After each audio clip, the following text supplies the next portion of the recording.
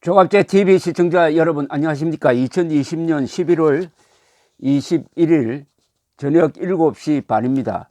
미국 대통령 선거 과정을 지켜보면은 민주주의가 어떻게 작용하는지 또는 작동하는지 알 수 있습니다.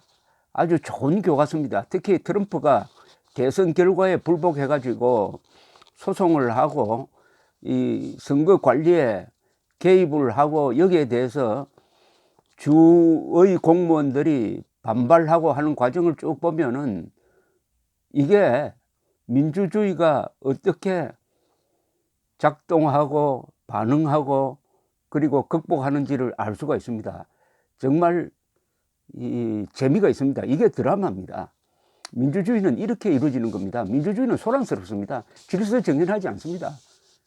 민주주의는 여당과 야당이 싸우고 선과 악이 싸우고 거짓과 진실이 싸우고 그러다가 보면은 그 속에서 어떤 질서가 자연스럽게 만들어지는 이런 과정입니다. 다만 약속이 있죠. 절대 폭력을 행사하지 말자 하는 약속이 있죠. 그리고 법대로 하자. 그런데 미국 민주주의 역사상 한 번도 있어 본 적이 없는 트럼프의 대선 불복에 대해서 그러면 미국의 민주주의 제도, 선거관리 제도는 어떻게 반응하고 있느냐, 그걸 저는 실시간으로 보고 있고 그게 재미가 있어 가지고 또 한국에 많은 교훈을 주므로 여러분들에게 제가 알고 있는 이 정보를 지금 공유하고 있는 겁니다. 트럼프가 지금 미국 대선 뒤집기에 나섰는데 판판이 실패하고 있습니다. 왜 실패하고 있는지를 제가 설명드리면은 여러분들이 미국 민주주의와 선거관리 제도를 이해할 수 있을 것입니다. 첫째는 너무나 황당한 주장을 함으로 언론이나 페이크 뉴스 전문으로 퍼뜨리는 이 유튜브 세상에서는 몰라도 법정에서는 소송이 다 기각이 됐습니다. 기각이 된 소송 건수가 20개를 넘습니다. 왜냐? 증거를 제시하지 못하고 있기 때문입니다. 언론에서는 사이버 세상에서는 거짓말을 마구잡이를 할 수 있지만 법정에서 그런 걸 증거로 냈다가는 그게 먹혀 들겠습니까? 그러니까 증거화되지 못한 주장은 다 엉터리입니다. 다 엉터리입니다. 각 주의 선거 관리를 하는 공직자들이 정파적 이해관계를 극복하고 법과 원칙대로 지금 일을 하고 있습니다. 이게 중요합니다. 미국 사람들은 공화당원 아니면 민주당원 이런 식으로 당원 숫자가 엄청 많아요. 아마 당원에 가입한 당적을 가진 사람이 반 이상이 아닐까요?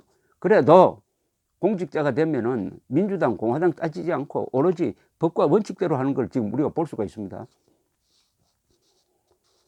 그런데 이렇게 되니까 트럼프는 소송 전술이 실패하니까 이제 살짝 방향을 바꿨습니다. 즉 각 주의 선거 관리인이 이제 합산을 해가지고 누가 이겼다고 인정을 해야 합니다. 서티피케이션이라고 그러는데 인정, 확인해 주는 거죠. 공식 확인을 해주는 절차를 지금 진행하고 있습니다. 여기에 지금 개입을 하고 있습니다. 그래가지고 특히 공화당 소속 선거관리위원들에게 압박을 넣고 있습니다. 근데 현재 이게 먹히지 않고 있어요. 예컨대 조지아주가 바이든 당선을 공식 인정한 것이 대표적입니다. 어젯밤에 했습니다. 한국 시간으로. 그런데 이 공화당은 지사도 조지아주는 지사도 공화당, 그 선거 담당 장관도 공화당이 다수예요.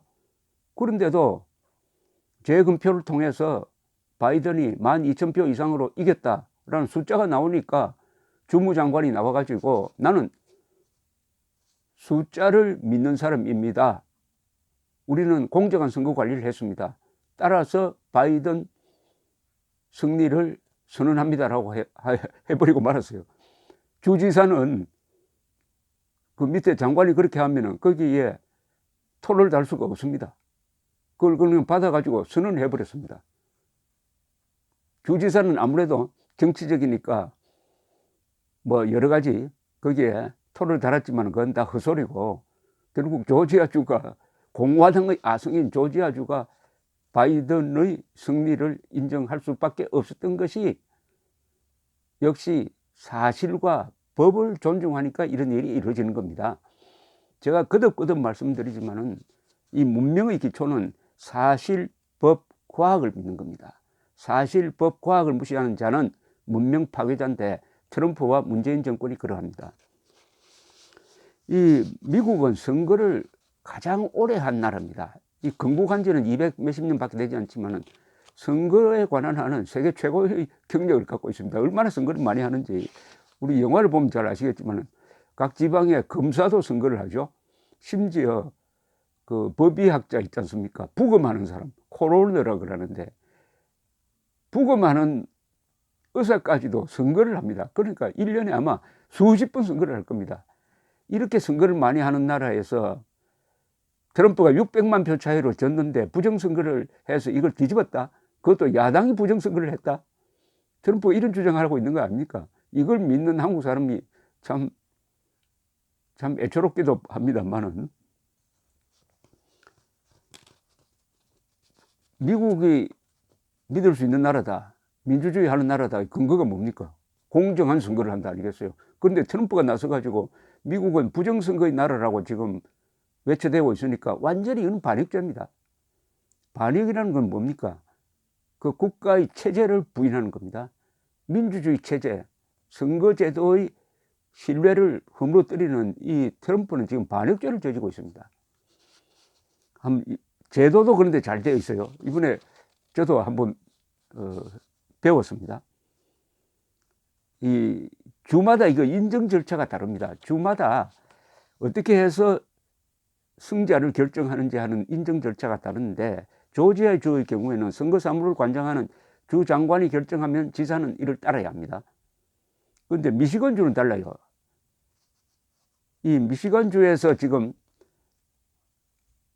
트럼프가 10만 표 이상 차이로 졌어요. 그런데 이걸 지금 뒤집으려고 합니다. 어떻게 뒤집느냐? 어떻게 뒤집느냐? 개표를 해봤자 똑같은 결과가 나오니까 인정 절차에 개입해가지고 이겼는데도 이겼다고 선언하지 못하도록 하려는 이런 공작을 하고 있습니다. 정말 나쁜 사람이죠. 얼마나 이 악질적입니까? 이런 식으로 트럼프가 사업을 해서 부자가 됐다고 한번 생각해 보십시오.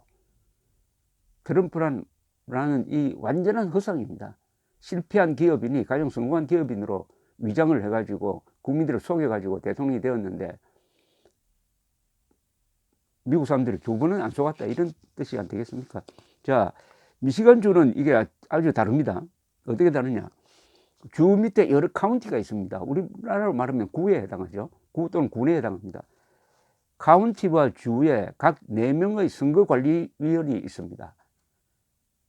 그런데 이 선거관리위원은 지사가 주 상원의 인준을 받아가지고 관리인을 임명을 하는데 이 주 관리인은 현재 2대입니다. 공화당 소속 2, 민주당 소속 2입니다. 그런데 미시건주는 아주 큰 주인데 각 카운티에서 이미 인정 절차가 끝났어요. 다 바이든이 이긴 데는 바이든이 이겼다고 하고 트럼프가 이긴 데는 이긴다고 그래가지고 주 선거 관리위원회로 다 자료를 올렸습니다. 올렸어요. 자, 그런데 미국 시간으로 오는 월요일에 4사람의 선거 관리인이 모여가지고 올라온 이 결과를 합산해가지고 바이든이 이겼다고 이제 인정을 해야 됩니다. 서티피케이션을 해야 돼요. 근데 인정을 하지 않으면 어떻게 되느냐 겁니다. 공화당 2사람은 나는 바이든이 이겼다고 인정할 수 없다. 뭐 이런 이유를 대겠죠. 그러면 2대2니까 이 합의가 안 될 것 아닙니까? 그럼 어떻게 되느냐? 법원으로 갑니다. 이제는 미시건주에서 소송하는 게 아니라 그때는 민주당 쪽에서 하겠죠. 바이든 쪽에서 법원이 판단해 주십시오 하면은 법원이 딱 보고 이거는 인정을 해야 되는 사안이다. 인정하라. 왜냐하면은 그걸 뒤집으려면은 부정선거가 있었다는 증거를 내야 되는데 증거 내지 못하고 있어요. 그럼 틀림없이 법원에서 주 선거관리위원회에 바이든 승리를 인정하라는 명령을 내립니다. 명령을 거부하면 어떻게 되느냐? 그럼 공화당 선거관리위원 2사람 거부하면 감옥 가야 됩니다. 법원의 명령을 거부하면 감옥 가야 돼요. 그렇게 할 수 있느냐? 그래도 거부하면은 그때는 법원이 명령을 합니다. 법원이 인정을 선언합니다. 법원이 인정을 해버리는 겁니다. 물론 그 전에 지사가 개입할 수가 있다고 합니다. 위법한 행동을 하는 이 선거관리위원은 도저히 줄 수 없다 해가지고 교체를 해버리는 겁니다. 교체. 그런데 그렇게 갈 것 같지는 않습니다. 그러면은 오는 월요일 미시간주 선거관리위원단이 모여가지고 바이든 승리를 인정해버리면 그걸로 끝입니다. 더 이상 이제 트럼프가 어디 버틸 수 있는 주가 없다는 이야기가 되는 거죠. 그래서 미국 선거 과정이 이렇게 아주 역시 오랫동안 하니까 별 일이 다 일어나니까 그걸 제도적으로 해결하기 위한 여러 견제 장치도 이렇게 마련해 놓았는데 무엇보다도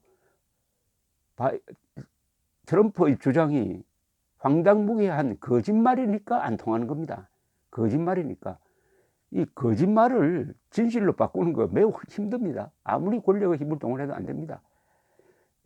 한국 시간으로 오늘 오전에 하도 답답한 트럼프가 미시간주의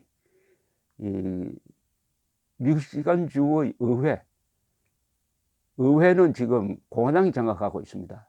거기도 상원 하원이 있습니다. 그 지도부를 불렀어요. 백악관으로. 뭐라고 했겠습니까? 바이든 승리 인정해 주지 말라고 했지 않겠습니까? 그러나 회의가 딱 끝나고 나서 공화당 상원 대표, 공화당 하원 의장이 공동 성명을 냈습니다. 우리는 법과 원칙대로 하겠다. 아직까지는 부정의 증거가 발견되지 않았다라고 선언해버리고 말았습니다. 이게 미국 민주주의의 역동성이기도 하고 저력이기도 합니다. 문제는 한국에서 이런 일이 일어나면 어떻게 될까 합니다. 아찔하지 않습니까? 한국에서 만약 집권 세력이 투표에서 졌는데도 이겼다고 트럼프식으로 밀어붙일 때 한국의 공무원들, 선거관리위원회가 버틸 수 있느냐. 이게 또 법정으로 갈 때 헌법재판소라든지 대법원이 과연 사실에 입각한 판단을 내릴 것이냐 아니면 권력에 눌릴 것이냐. 그래서 제가 미국 대선을 이렇게 정밀하게 바라보면서 여러분들에게 알려드리고 같이 한번 공부를 해서 한국에 비슷한 사례가 있을 때 대비하자는 그런 뜻으로 계속 속보를 알려드리겠습니다. 감사합니다.